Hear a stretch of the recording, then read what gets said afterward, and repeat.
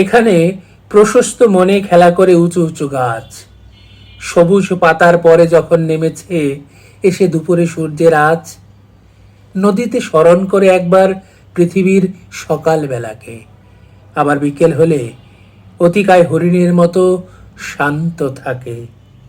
এই সব গাছগুলো যেন কোনো দূর থেকে অস্পষ্ট বাতাস, বাঘের ঘ্রাণের মতো হৃদয়ে জাগায় যায় ত্রাস।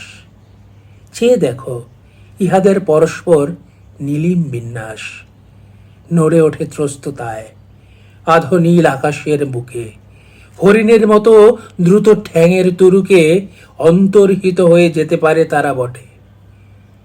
একজোটে কাজ করে মানুষেরা যেরকম ভোটের ব্যালটে, তবু বাঘিনী হয়ে বাতাসকে আলিঙ্গন করে, সাগরের বালি আর রাত্রির নক্ষত্রের তরে।